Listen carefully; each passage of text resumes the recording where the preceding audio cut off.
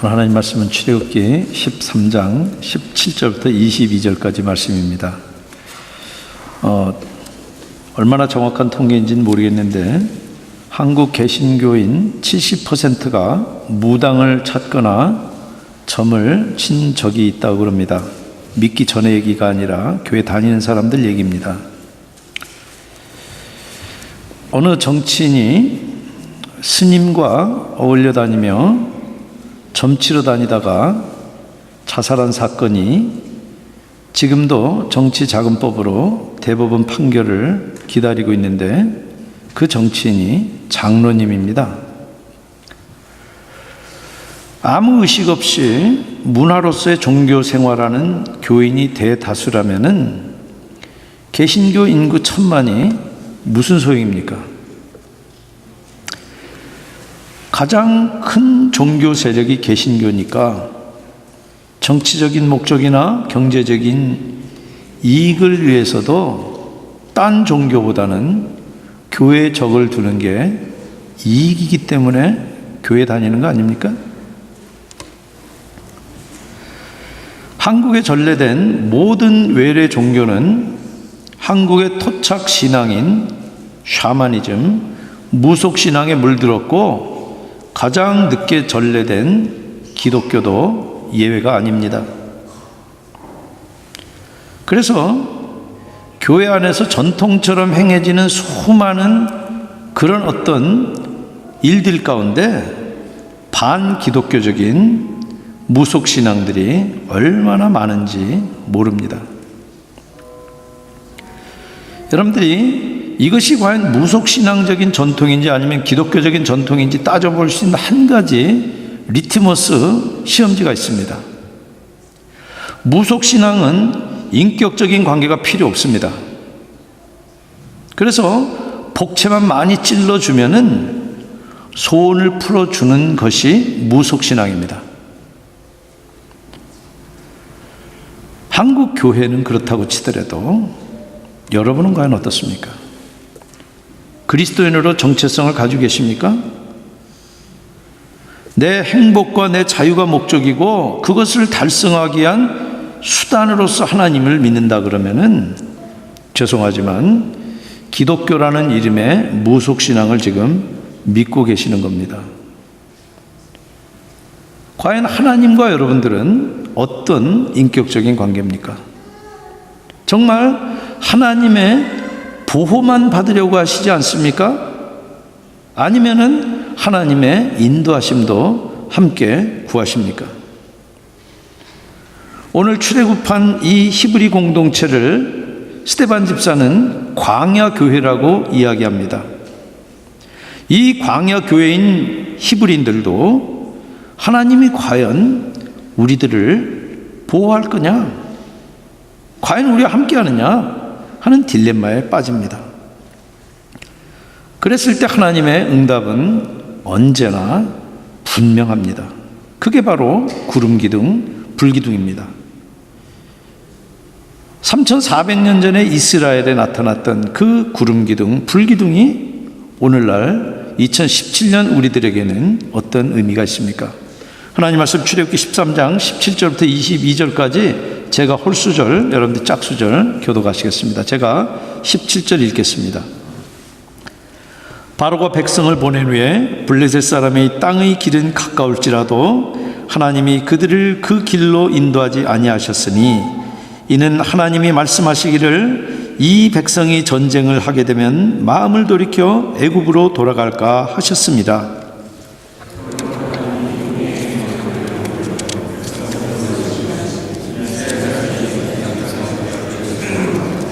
모세가 요셉의 유고를 가졌으니 이는 요셉이 이스라엘 자손으로 단단히 맹세케 하여 이르기를 하나님이 반드시 너희를 찾아오시리니 너희는 내 유고를 여기서 가지고 나가라 하였음이더라.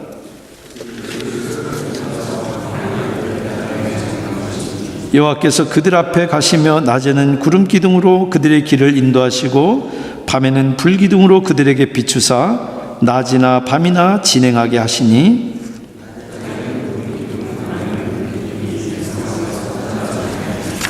아멘. 잠깐 같이 기도하시겠습니다.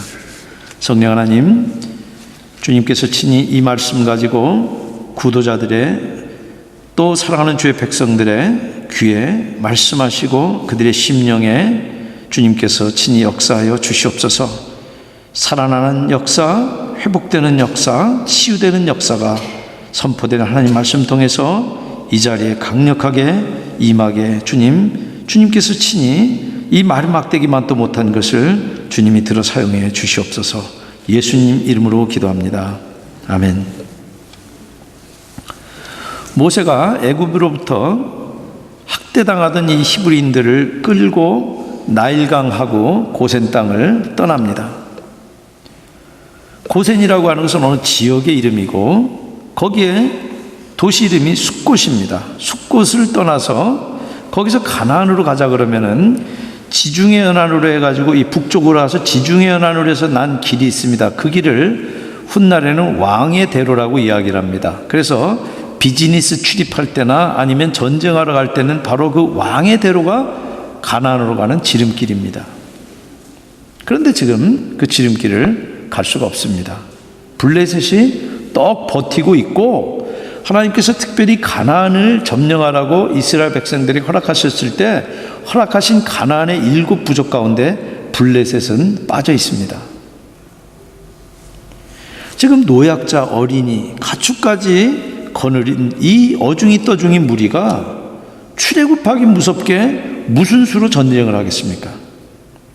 그래서 홍해가 있는 남쪽으로 방향을 튼 것입니다. 그래서 숫곳을 떠나서 에담에 장막을 치는데 에담을 어느 지명인지 지금 확인해 보려고 해도 여러 설이 있고 확인이 거의 불가능합니다. 그러나 한 가지 분명한 것은 오늘 본문에 에담은 홍해에 인접한 곳의 지명입니다. 그러니까 홍해 앞에 도착했는데 이 사람들은 조금 전만 해도 애굽 고센 땅에 살던 노예들입니다. 6월절의 기적으로 애굽을 급히 떠났지만은 떠나는 순간 이 사람들의 신분은 레퓨지입니다. 난민입니다. 독가스와 포탄을 피해서 시리아를 떠나서 터키 국경 천막촌에 사는 난민들하고 이 엑소더스 이 히브리인들하고 다를 게 하나도 없는 것입니다. 애굽의 폭정을 피해서 삶을 찾아서 떠난 겁니다. 그래서 가나안에 쉽게 도달할 줄로 기대하면서 떠난 겁니다. 여러분들 고대 근동에서 어느 지역을 관통한다 그러면 반드시 전쟁을 피할 수 없습니다. 그러나 이 이스라엘 이 히브리인들에게는 블레셋과는 지금 싸울 형편도 아니고 하나님의 뜻도 아니에요. 왜냐하면 자칫 잘못했다가는 진퇴양난 오도가도 못하게 되는 것입니다. 그러니까 차라리 길을 틀어서 아래쪽으로 홍해 쪽으로 방향을 바꾼 겁니다. 그런데 상황이 분명치 못해 이 상황이 여의치 못해도 분명한 목표가 있고 하나로 뚫뚫 뭉치면은 이게 나갈 수 있습니다. 그러나 둘 다 이 히브리 노예들에게는 분명치가 않습니다. 목표는 가나안 땅이에요. 조상들이 약속받았고 모세도 받은 약속이지만은 그러나 히브리 노예들에게 약속이라고 하는 것은 캐시가 아니에요. 현찰이 아니에요. 노예들에게는 현찰만 중요합니다. 그러니까 가나안에 가야 될 뚜렷한 목표가 없는 것입니다. 아무리 이름은 약속의 땅이고 하나님의 축복의 땅이라고 그러지만은 사실 당대 애굽만한 땅이나 그만한 문화는 없습니다. 현실적으로 여러분 한번 비교해 보시기 바랍니다. 가나안은 지금이나 그때나 별 복스러운 땅이 못 됩니다. 비록 노예지만은 애굽에 살던 그 고센은 나일강 하구에 있습니다. 그래서 나일강이 홍수로 범람할 때가 있지만은 덕분에 그 범람을 해서 토양이 비옥합니다. 그리고 물 걱정할 필요가 없는 그런 땅이에요. 거기에 비하면은 가나안은 대부분 천수답입니다. 하늘만 쳐다보고 비가 와야지만 농사 지을 수 있는 땅이 대부분이에요. 그러니까 고센과 가나안은 비교가 되지 않는 그런 땅입니다. 문화 수준은 말할 것도 없고 땅만 놓고 봐도 히브리인들이 지금 가나안에 가야 될 하등의 이유가 안 보입니다. 자유만 빼놓으면. 아무리 척박한 땅이라도 가나안엔 자유가 보장돼요. 근데 여러분들, 자유와 풍요 둘 다 있으면 좋겠지만 둘 중 하나만 고르라 그러면 어디가, 여러분들 어느 거 택할 것 같으세요? 다른 사람 보지 말고 솔직히. 대부분은 풍요를 택합니다. 히브리인들이라고 별 수 없어요. 그러나 모세는 다릅니다. 왜냐하면 하나님의 뜻을 알고 사명이 분명하기 때문에 그래요. 궁핍할만저 내가 가나안에 가야지만 자유할 수 있고, 그랬을 때 내가 언약 백성으로서의 정체성을 가지고 복의 근원이 되게 하신 그 사명을 내가 감당할 수 있기 때문에 가는 것이지, 그 땅이 지금 이 애굽 고센보다 나아서 행복이 보장되고 문화가 높아서 그 길을 가는 거 아니에요. 그런데 바로의 학정을 피해서 달아난 노예들은, 히브리 노예들은 분명한 목표도 하나됨도 없습니다. 언약 백성이라고 하는 정체성도 뚜렷하지가 않습니다. 구약 학자들은 출애굽한 이 애굽인, 이 히브리인들이 달린 민족이 아니라고 그렇게 결론을 내립니다. 우리가 읽지 않았지만 12장 38절 보시면 수많은 잡족이 출애굽하는 데 섞여 있습니다. 바로 정권에 학대받던 이 소수민족들이 이스라엘이 떠난다 그러니까 같이 덩달아서 떠난 겁니다. 이 히브리라는 말이 어디서 유래됐는지 견해가 두 개인데 그 중에 하나가 사회학적인 연원입니다. 고대 근동에 하비루 무리에서 히브리가 왔다고 그렇게 보는데, 이 하비루들은 지금 중동에 사는 베두인들처럼, 그래서 사막을 떠돌면서 전쟁이 벌어지면 거기에 용병이 되기도 했다가, 일자리가 필요하면 일꾼도 됐다가, 그렇게 인종도 불분명한 그런 무리들을 가리켜서 하비루라고 이야기를 했는데, 그게 히브리의 연원이라는 것입니다. 그래서 원래 이 히브리라고 하는 단어가 처음으로 믿음의 조상 아브라함에게 쓰입니다. 근데 그것은 나중에 성경을 기록할 때 거기다가 이 히브리라는 단어를 쓴 것이지 그때부터 있었다고 보기는 어렵습니다. 히브리라는 말이 가장 널리 쓰이기 시작한 게 창세기 37장부터 50장까지 요셉 이야기를 할 때 거기에 히브리인 이렇게 나옵니다. 그리고 출애굽기 지금 12장까지 모세 이야기할 때 히브리라는 단어가 계속 나옵니다. 요셉이나 모세나 둘 다 애굽의 이민자예요. 그런데 애굽인들 귀에는 이 히브리라고 하는 단어는 백인들 귀에 니그로라고 하는 단어하고 비슷해요. 그래서 거기에 무시나 조롱이 섞여 있는 그런 호칭입니다. 그런데 그런 무리에 무슨 공동체성이 있겠습니까? 어려울 때마다 모세 원망하고 불평해요. 선동하고 반역을 일삼고 모래알같이 따로따로 노는 게 바로 히브리인들이에요. 그런데 출애굽했다 그래가지고 그 사람들이 갑자기, 노예였던 사람들이 갑자기 하루아침에 자유인이 되는 거 아닙니다. 여러분들 예수 믿는다 그래가지고 신앙 고백한다 그래가지고 그 사람이 갑자기 성도가 되는 거 아니에요. 옛날에 하던 습관들, 옛날에 가지고 있던 가치관들, 옛날에 어떤 그 세계관들이 그대로 있어요. 억울해서 따라 나서긴 했지만은 약속의 땅에 대한 목표도 확신도 불분명하고 정체성도 서로로 헷갈려요. 그런 무리를 이끌고 지금 이 광야를 지나서 약속의 땅, 그것도 정복한다는 것은 상상도 할 수 없는 일이에요. 더군다나 지금 도달한 이 장소 에담은 홍해 앞이라는 이야기를 읽으면은 불안한 생각이 들 수밖에 없어요. 진퇴양난이에요. 직진하면은 홍해고 우회전하면은 블레셋이에요. 후진하면은 애굽이에요. 어디로 갈 거예요? 여러분들 동물적인 사람들일수록 위기를 직감적으로 가장 빨리 느낍니다. 그러니까 이 히브리인들이 불안하게 모세만 쳐다볼 거예요. 모세인들 하나님 명령 받고 하나님 약속 가지고 가지만 모세 스스로에게 무슨 수가 있는 것도 아니니 모세는 또 얼마나 불안하겠습니까? 그런 뉘앙스가 오늘 이 본문에 깔려 있는 겁니다. 그런데 그랬을 때 이 히브리인들에게 하나님이 함께 하신다라고 하는 이 증거는 절실한 거예요. 그래서 21절 여호와께서 그들 앞에 행하사 낮에는 구름 기둥으로 그들의 길을 인도하시고 밤에는 불 기둥으로 그들에게 비추사 주야로 진행하게 하시니, 구름과 불이라고 하는 이 하나님의 임재를 상징적으로 나타내는 증거가 나타나서 너희들이 혼자가 아니다, 내가 너희와 함께 있고 너희들을 보호하고 지키고 인도하신다는 거예요. 여러분들 시내산에서도 하나님이 나타나실 때 출애굽기 19장 18절에 보면은 불과 연기 가운데 나타나십니다. 하나님의 임재를 계시하는 방법이에요.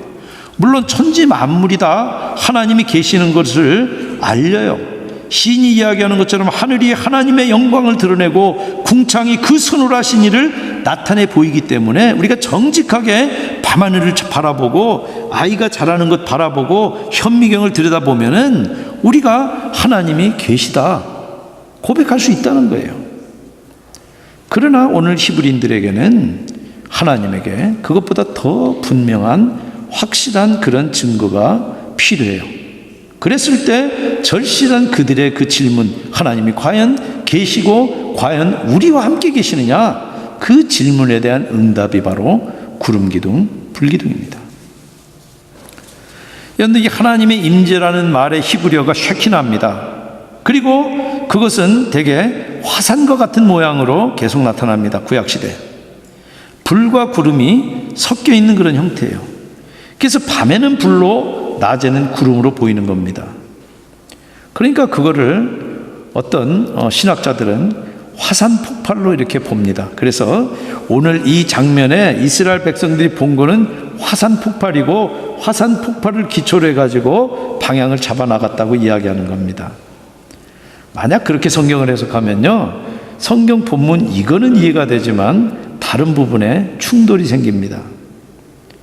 화산 폭발이 어떻게 길을 인도합니까? 여기서 터지고 저기서 터지고 그러고 갑니까? 그리고 그런 자연현상을 하나님의 임재로 착각하고 따라갔다 그러면은 모세나 히브리인들이나 코미디예요. 더군다나 이 사건에다가 구속사적인 의미를 부여하고 있는 선지자들이나 특별히 오늘 이 본문을 가지고 설교했던 스데반 집사는 웃음거리가 되고 말아요. 그런데 하나님의 임재 쉐키나가 구름기둥과 불기둥으로 나타나서 히브리인들이 가야 할 길을 지시하고 인도한 겁니다. 여러분들 이 출애굽이라고 하는 것은 하나님이 당신 백성들을 죄로부터 구원하시는 구속사 리뎀티브 히스토리의 예표입니다. 히브리인들이 하나님의 은혜로 애굽을 나왔지만은 갈 길이 멀고 험해요. 우리가 예수 믿고 세상으로부터 떨어져 나왔지만은 우리들 가운데 여전히 세상에 물들어 있는 문화적인 것들, 죄 속성들, 그리고 옛사람의 그 성품들이 우리들 가운데 여전히 있잖아요. 그래서 최종 목적지인 약속의 땅 들어갈 때까지는 하나님의 보호와 인도하심이 절실한 거예요. 그들 앞에 나타난 그 구름기둥, 불기둥이 밤낮으로 언약 백성을 인도하고 보호해야지만 그 길을 갈 수가 있는 겁니다. 왜냐하면 이 언약 백성들이 통과해야 되는 그 땅은 그런 위험한 땅이에요. 근데 본문에 광야로 나오기도 하고 사막으로 나오기도 하지만 죽음의 땅입니다. 광야에서 있는 모래폭풍은 여행자들이 길을 잃어버리게 만들고 심지어 죽게도 만듭니다. 광야는 마실 물이나 먹을 음식이 없는 고통의 땅이에요. 어떤 때는 빛의 밀도가 서로 닿아서 그걸 통과하는 이 공기층 때문에 굴절되는 현상을 신기루라 그럽니다. 그래서 엉뚱한 곳에 물이 있는 것처럼 보이기도 하고 지평선 너머에 오아시스가 있는 것 같아가지고 열심히 갔는데 없어요. 여행자들을 현혹시켰다가 절망시키는 땅이 그게 광야입니다. 여러분들 사실 우리가 사는 세상이 지금 그렇습니다. 광야는 도적대가 기다리는 위험한 땅입니다. 그래서 살기 좋은 조건이라고 하는 것은 찾아볼 수 없는 척박한 땅이 바로 광야입니다. 그런 광야에서 이 구름기둥 불기둥, 이 쉐키나는 생명과 구원과 같습니다. 두 기둥이 갈 길을 인도하기 위해서 나타났잖아요. 그래서 구름이 떠오를 때 히브리인들도 일어나서 장막을 걷고 길을 떠났어요. 구름이 머물면 거기다가 장막을 치고 거기 머물렀어요. 뿐만 아니라 두 기둥은 적으로부터 히브리인들을 보호하기 위해서도 나타납니다. 애굽을 떠나기 무섭게 우리가 다음에 보겠지만은 바로가 변심을 합니다. 그래서 기마대를 보내서 히브리인들을 추적할 때 출애굽기 14장 19절에 구름 기둥이 앞에서 인도하다가 뒤로 갑니다. 이스라엘 백성들의. 그래서 애굽진과 이스라엘 진 사이에 이르러 서니 저편은 구름과 흑암이 있고 이편은 밤이 광명함으로 밤새도록 저편이 이편에 가까이 못합니다. 그래서 이 출애굽을 하는 거예요. 여러분들, 이 장면에서 구름 기둥은 구원의 방패고 구원의 산성이고 피난처가 된 거예요. 그리고 두 기둥은 생명을 지킵니다. 여러분들, 미주리도 그제 일교차가 40도였던 거 아시죠? 최저 기온과 최고 기온 사이가 화씨로 40도 차이가 나고 40도면 그 가운데 사계절이 다 있는 겁니다. 근데 광야의 일교차는 미주리는 또 비교할 게 안 됩니다. 그래서 한 밤에는 수은주가 곤두박질 쳐서 한겨울이에요. 그랬을 때 불기둥은 온기를 더해줘서 생명이에요. 낮은 한여름보다 더 뜨겁습니다. 그랬을 때 구름기둥은 장렬하는 태양으로부터 구름을 만들어서 그들을 보호하는 그런 생명이에요. 여러분들, 장정이 60만이에요. 그러면은 그 당시 사람을 쓸 때는 성인 남성만 카운트를 했습니다. 그러면 거기 딸려있는 아내들과 자녀들 둘이라고 한번 해보십시오. 그러면은 64, 24, 240명에 가까운 그 큰 무리가 이동하는 거예요. 그랬을 때 그 두 기둥이 나타나서 그 무리들의 구원과 생명이 된 것입니다. 여러분들, 우리가 살고 있는 이 세상이 바로 애국과 같습니다. 우상 숭배를 강요하고 하나님의 백성을 죽이는 그 애굽은 본질적으로 마귀가 지배하는 세상이에요. 그리고 이런 세상으로부터, 악한 세상으로부터 구원이 바로 오늘날 우리들이 그리스도를 믿음으로 말미암아서 벗어나는 영적 출애굽입니다. 스피리추얼 엑소더스예요. 출애굽한 백성을 약속의 땅까지 인도하도록 두 기둥을 구원의 방책으로 주신 것처럼 오늘날 믿는 사람들도 가난 복지 귀한 성에 들어갈 때까지 구원의 방책으로 구름 기둥과 불 기둥을 우리들에게 지금도 주고 계십니다. 오늘날 저와 여러분들에게 가장 절실한 구름 기둥, 불 기둥이 뭡니까? 어떤 분이 이야기하는 것처럼 10원도 못 되는 구원 말고 현찰 주세요. 그 말은 돈과 권력이 아니에요. 만약 여러분들이 돈과 권력이 여러분들에게 가장 절실한 구름 기둥, 불 기둥이라면은, 그렇다 그러면은 무당을 찾아가서 굿하는 것이 더 속이 편할 겁니다. 왜냐하면 무속신앙은 절대 인격적인 관계를 요구하지도 않아요. 내가 돈을 어떻게 벌었고 정당하게 벌었는지 따지지 않아요. 그냥 무조건 11조만 바치면 축복해줘요. 내가 가난한 이 근로자들의 임금을 떼어 먹었건, 아니면 노동을 착취했건, 아니면 내가 부동산 투기를 했건, 아니면 내가 뇌물을 받았건, 그냥 뇌물에서 11조 띄어서 바치면 그거 갖다가 받는 게 그게 무속신앙이에요. 복채만 두둑이 집어주면은 무슨 짓을 해도 복을 빌어주는 신이 바로 무속신앙입니다. 그런데 하나님은 그런 분이 아니세요. 여러분들, 무엇이 우리를 생명의 길로 인도하는 근거입니까? 무엇이 하나님의 임재인 이 쉐키나를 우리들에게 지금 확인시켜 줍니까? 여러분들 사도행전 7장 37절 38절에 보면은 이 본문은 스데반 집사가 순교당하기 직전에 바로 오늘 우리가 읽은 이 본문을 가지고 설교한 부분입니다. 이스라엘 자손에 대하여 하나님이 너희 형제 가운데서 나와 같은 선지자를 세우리라 하던 자가 곧 이 모세라. 시내산에서 말하던 그 천사와 우리 조상들과 함께 광야 교회에 있었고 출애굽한 그 이 히브리인들을 광야 교회라고 부르고 있어요. 또 살아있는 말씀을 받아 우리에게 주던 자가 이 사람이라. 히브리인들이 지나온 그 광야 길이 바로 광야 교회라는 것입니다. 그 말은 종살이로부터 해방된 것이 바로 세상에서 예수 그리스도를 믿고 나온 그 구원을 이야기하는 것이고, 그 길이 바로 그 길을 인도한 구름, 기둥, 불기둥이 바로 하나님의 임재 쉐키나다 하는 그런 설교예요. 그런데 하나님의 임재 절정은 바로 하나님의 아들이 사람이 되신 성육신입니다. 요한복음 1장 1절 2절에 태초에 말씀이 계시니라. 이 말씀이 하나님과 함께 계셨으니 이 말씀은 곧 하나님이시라. 그가 태초에 하나님과 함께 계셨고, 14절에 보면은 말씀이 육신이 되어 우리 가운데 거하심에 우리가 그 영광을 보니 아버지의 독생자의 영광이요 은혜와 진리가 충만하더라. 하나님이 보내신 구름 기둥 불기둥이 바로 하나님의 아들 예수 그리스도세요. 그리고 그분은 지금 승천에서 하나님 우편에 앉아 계시면서 우리들에게 보내주신 분이 있어요. 그분이 바로 성령 오순절에 나타나신 보혜사 진리의 영이에요. 요한복음 14장 17절에 저는 진리의 영이라.